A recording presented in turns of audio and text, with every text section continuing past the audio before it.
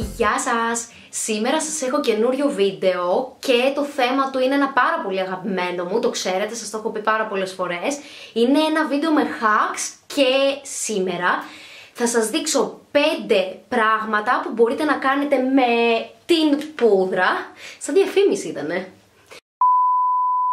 Με την πούδρα για μωρά, εγώ χρησιμοποιώ από την Proderm.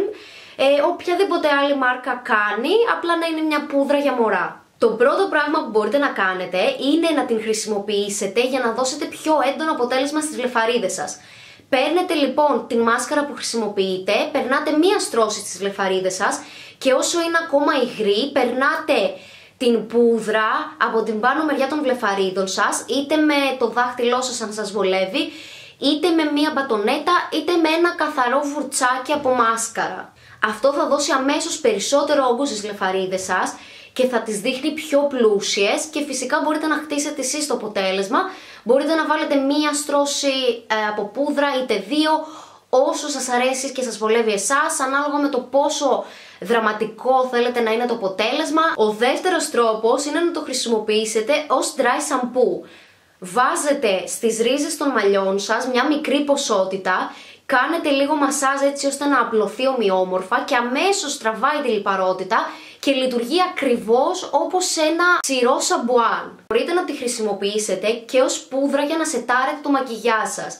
Αλλά μόνο γι' αυτό δεν προσφέρει κάποια κάλυψη όπως φαντάζεστε γιατί είναι διαφανής, αλλά κάνει πάρα πολύ καλή δουλειά στο να σετάρει το μακιγιάζ, να τήσει αρκετές ώρες και φυσικά να αφαιρέσει την λιπαρότητα από το make-up. Και το επόμενο hack είναι παρόμοιο, μπορείτε να χρησιμοποιήσετε αυτή την πούδρα για να κάνετε baking, ακριβώς με τον ίδιο τρόπο που θα το χρησιμοποιούσατε.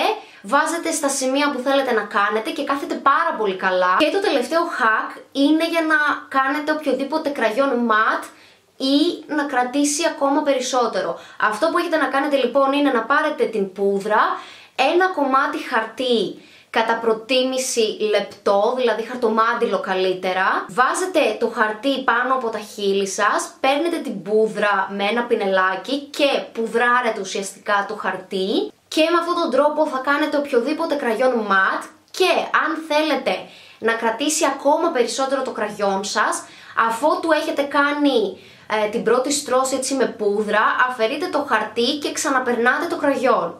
Αυτό ήταν το βίντεο, ελπίζω να σας άρεσε και να σας φάνηκε χρήσιμο. Φυσικά θέλω να μου πείτε κάτω στα σχόλια αν ξέρετε εσείς κάποιο άλλο έτσι κολπάκι με πούδρα. Αν χρησιμοποιήσετε κάποιο από αυτά θα ήθελα πάρα πολύ στα σχόλια να μου πείτε και τη δική σας άποψη. Μην ξεχάσετε να με ακολουθήσετε σε Facebook, Instagram και Snapchat. Φυσικά να κάνετε μια εγγραφή στο κανάλι μου για να ενημερώνεστε για τα καινούργια βίντεο και να πατήσετε ένα like αν σας άρεσε. Αυτά από μένα, θα τα πούμε πολύ σύντομα. Φιλάκια πολλά. Γεια σας!